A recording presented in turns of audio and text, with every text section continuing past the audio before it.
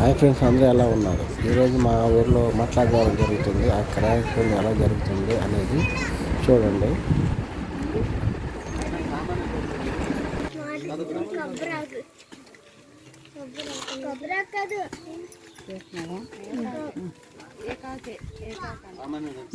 అది ఖర్జూర్ ఖర్జూర్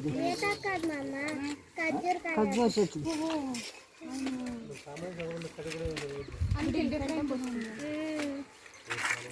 చెట్టు మా నాన్నమ్మ పెంచింది. పెద్ద చెట్టు అయింది. అంతే మా డాడీ కోసుకొచ్చాడు.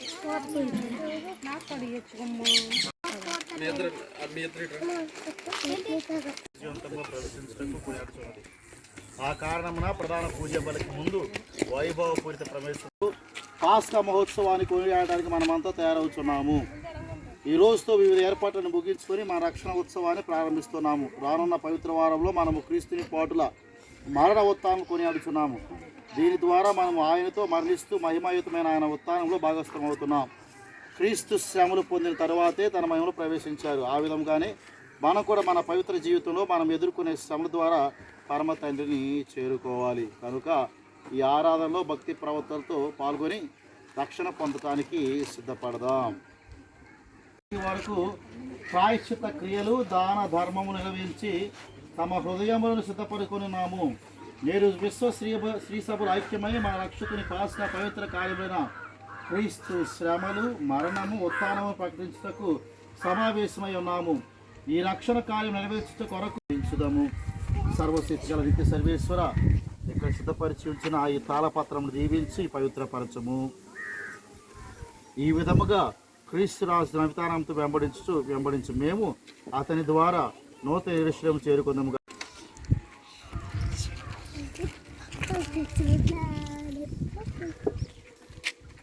ప్రభు మీతో ఉందిగాక. మార్కు గారు రాసిన సువిశేషంలోని భాగము 11వ అధ్యాయము 1వ వచనం నుంచి 10వ వచనం వరకు. యేసు తన శిష్యులతో యెరూషలేమునకు సమీపంలో ఉన్న ఎవడని ప్రశ్నించనుచు, ప్రభువునకు అది అవసరము, త్వరలో తిరిగి పంపగాలని చెప్పుడు. వారు వెళ్ళి వీధి ప్రక్కన గుమ్మమునకు కట్టివేయబడిన గాడిదను చూసిరి. వారు దాన్ని విప్పుచుండగా నిల్చున్న వారిలో కొందరు ఏమిపై అని అడిగిరి. అందుకు వారందరూ యేసు ఆదేశం వారికి తెలిపిరి. అది వినిన వారు అందుకు అంగీకరించిరి. వారు గాడిద పిల్లను యేసు వద్దకు తోలుకొని వచ్చి దానిపై తన వస్త్రములను పరిచిరి. ఆయన దానిపై కూర్చునెను. మార్గమున చాలామంది తమ వస్త్రములు పరిచిరి. కొందరు పొలంలోని చెట్ల రెమ్మను తెచ్చి ఆ త్రోవను పరిచిరి. ఆయన ముందు వెనుక నడుచు జన సమూహములు, హోసన్నా, ప్రభు పేరిట వచ్చువాడు స్తుతింపబడుగాక, వచ్చుతున్న మన తండ్రి అయిన దావీదు రాజ్యము స్తుతింపబడుగాక, మహోన్నతమున హోసన్నా అని విజయధ్వానములు చేసిరి. సహోదరులారా, మరి ఆ రోజు యెరూషలేము దేవాలయానికి గొప్ప జన సమూహంతో బాహాటంగా కొద్దిగా ఇంచుమించుకుని ఆడంబరంగానే యేసుక్రీస్తు ప్రభు యెరూషలేము దేవాలయానికి ప్రవేశించారు. మన యేసు ప్రభు జీవితం మధ్యలో ఉంది. లైట్లు ఉండవల్ల అటు ఇటు ఉండండి. నేను మధ్యలో లైట్లు ఉండవల్ల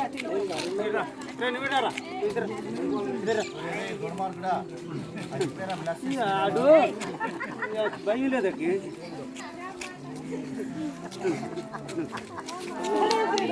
ఇదమ్మా ఎలాగుండండి, మీరు ఎట్లా బాబు ఎలాగుండండి.